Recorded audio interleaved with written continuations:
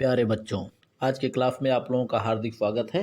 चलिए हम लोग फिर से पढ़ेंगे बीए फाइनल ईयर प्रथम प्रश्न पत्र स्ट्रेटजिक विचार।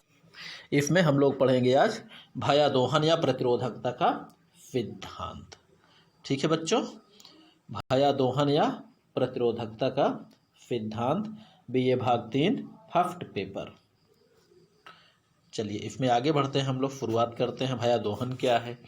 देखिए, भयादोहन का अर्थ है, जैसे इसका नाम है भया, भय का मतलब डर, डर का प्रयोग एक प्रकार से, जैसे डरा कर कोई कार्य कराना या किसी भय के वशीभूत होकर किसी और का कार्य कर देना। ठीक, अब देखिए भयादोहन का जो प्रमुख अर्थ है, जैसे इसका नाम जुड़ा हुआ है भयादोहन, भय का मतलब डर का एक प्रकार से दोहन या डर का उपयोग। ठीक है, डर का उपयोग करके किसी कार्य को कराना या डरा कर कोई कार्य कराना या डरा कर किसी कार्य को करने से रोक देना। कहने का मतलब वही है कि डरा कर अपनी इच्छा अनुसार उनमें परिवर्तन कर देना, उसी को कहते हैं हम लोग भयादोहन। यानी जैसा आप चाहते हैं वैसा ही डरा कर अपने द्वारा इच्छित कार्य को करने के लिए मजबूर कर देना। ठीक, उसे कहते हैं भयादोहन। ठीक, अब जैसे ये जो है प्राचीन काल से ही व्याप्त है, डरा कर या धमकी देकर कोई कार्य करने को मजबूर कर दिया जाता है, या डरा कर या धमकी देकर अगर अपने विरुद्ध कोई कार्य कोई कर रहा है हमारे विरुद्ध, तो डरा कर उसको उस कार्य को करने से रोक देना। ठीक, यानी डरा कर जो भी कार्य कराया जाए वही है, उसे ही कहा जाता है, उसी में व्याप्त होता है भयादोहन। ठीक, चाहे अपने विरुद्ध किसी कार्य को रोक देना या अपने इच्छित कार्य को करवा लेना।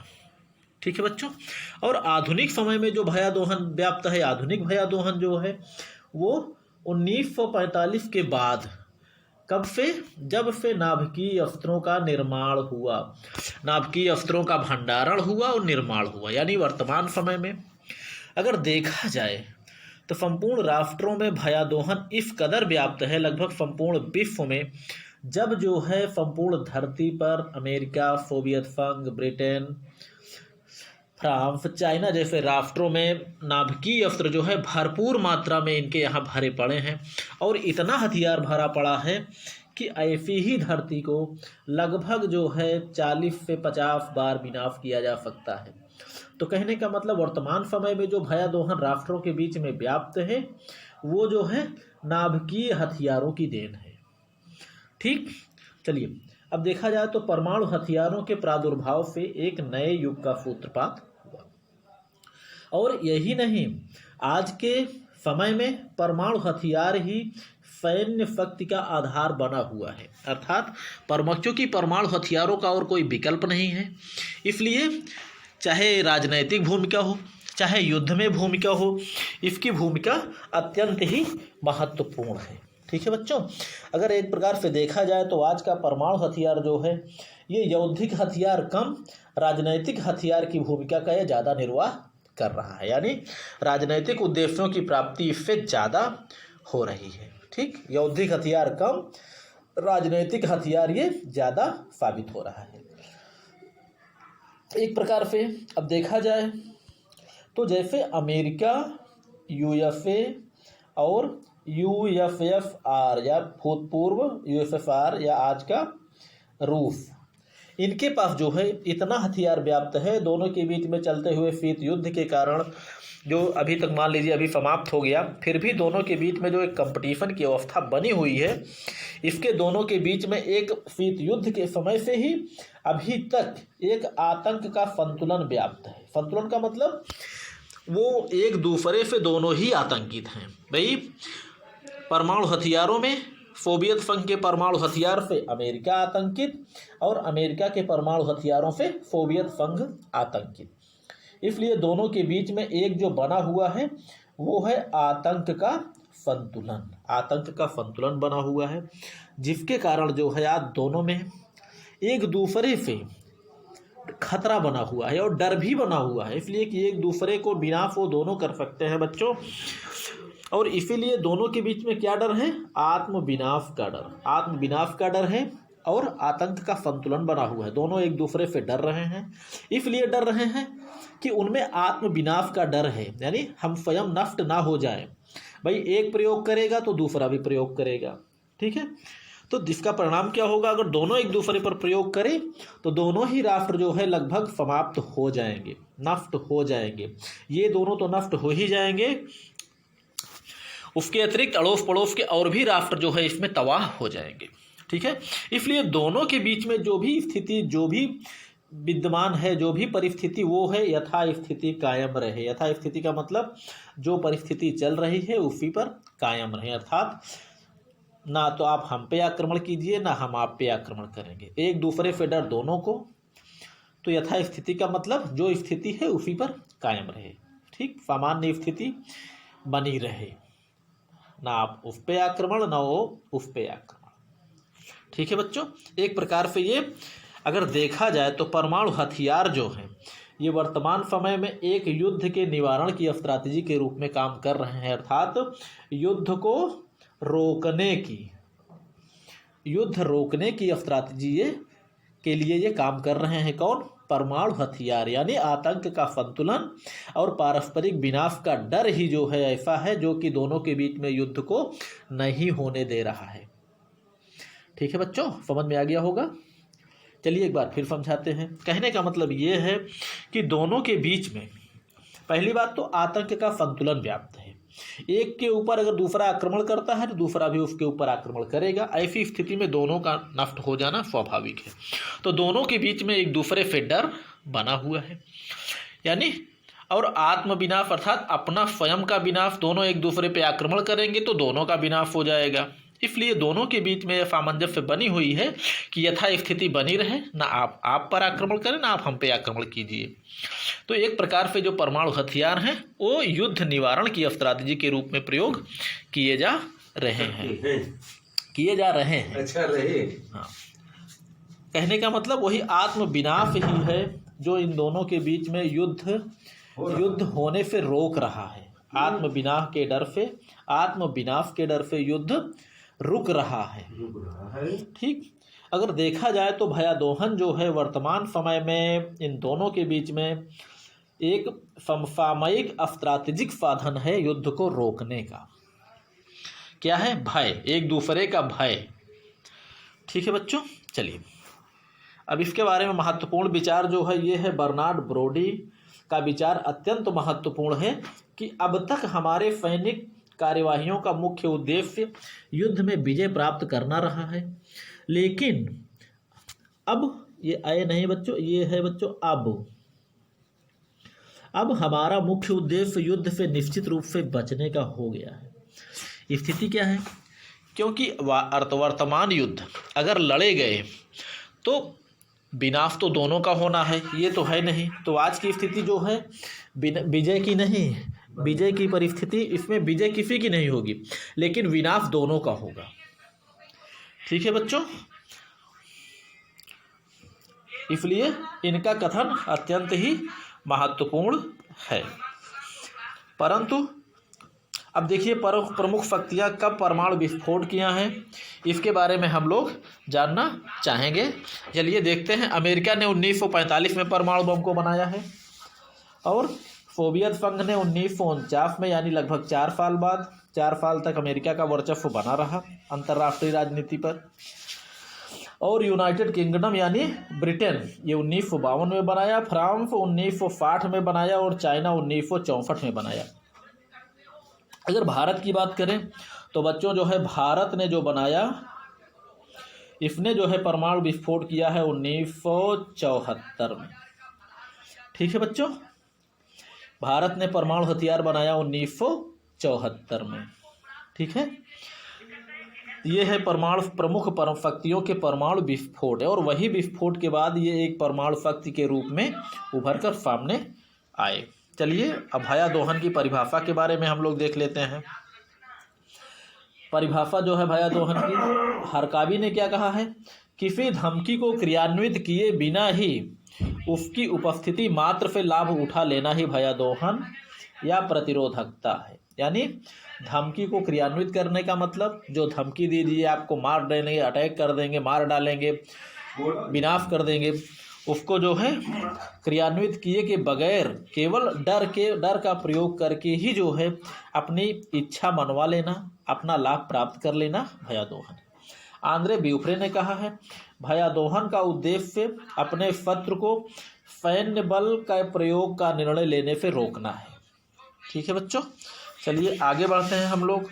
अगर उपरोक्त परिभाषाओं को ध्यान में रखा जाए, उपरोक्त परिभाषाओं के अतिरिक्त अन्य विद्वानों ने भी बहुत सी परिभाषाएं दी है, लेकिन अगर इनको ध्यान में रखा जाए तो यह ज्ञात होता है कि वास्तव में भयादोहन की स्ट्रैटेजी मात्र धमकियों पर आधारित है। ठीक है बच्चों, जिसके अंतर्गत एक पक्ष दूसरे पक्ष को ऐसे राजनैतिक व सैनिक उपाय को अपनाने से हतोत्साहित करता है जो स्वयं के हित के लिए घातक हो, और धमकी का प्रभाव उसकी विध्वंसक क्षमता के ऊपर ही निर्भर है। ठीक है बच्चों, अर्थात विध्वंसक क्षमता जितनी अधिक होगी धमकी उतनी ही अधिक कारगर सिद्ध होगी। ठीक है बच्चों, कहने का मतलब भयादोहन जो है ये सिर्फ धमकी देकर ही कार्य कराने की क्षमता तक ही है इसका असर। अगर धमकी का प्रभाव ना पड़े और युद्ध हो जाए तो समझ लीजिए कि भयादोहन निष्फल हो गया, अर्थात डर जो है निष्फल हो गया, क्योंकि जो जिससे नहीं डरेगा वही जो है उस पर आक्रमण करेगा। अगर एक दूसरे से युद्ध होना प्रारंभ हो गया तो वहीं पर भयादोहन की स्थिति असफल हो जाती है, तो भयादोहन वो कारगर नहीं हो पाता। ठीक है, इसलिए भयादोहन जो है मात्र कहाँ तक आधारित है, धमकियों तक। अगर धमकी से काम चल जाए तो समझ लीजिए भयादोहन से काम चल गया। अगर धमकी से काम नहीं चला, युद्ध करना पड़ गया, तो भयादोहन असफल हो गया। ठीक है बच्चों, चलिए आगे बढ़ते हैं हम लोग। अब भयादोहन के प्रमुख 3 तत्व होते हैं, अर्थात भयादोहन की सफलता के लिए 3 तत्व प्रमुख रूप से होते हैं।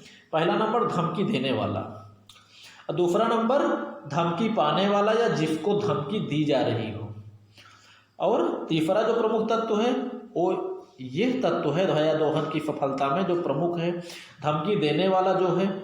अब देखिए, धमकी पाने वाला धमकी के कार्यान्वित होने से होने वाले लाभ और हानि के बारे में सोचे।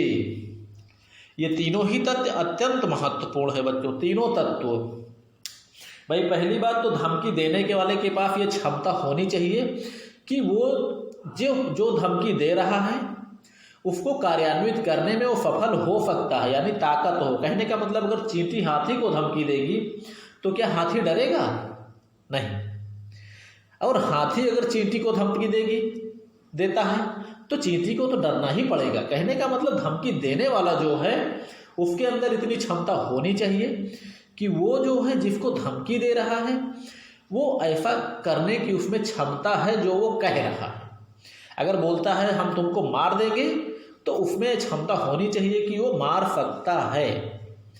ठीक है बच्चों, और धमकी पाने वाले की स्थिति जो है ऐसी होनी चाहिए कि उसको लगे कि हाँ जो हमको धमकी दे रहा है, अगर हमने उसकी बातें नहीं मानी, उसकी इच्छा अनुसार हमने काम नहीं किया तो अपनी धमकी को वो कार्यान्वित कर सकता है। अर्थात अगर हमको मारने के लिए कहा है तो हमको मार भी सकता है। इसके बारे में जब सोचेगा तभी जो है धमकी कारगर होगी। कहने का मतलब है धमकी पाने वाला धमकी के कार्यान्वित होने से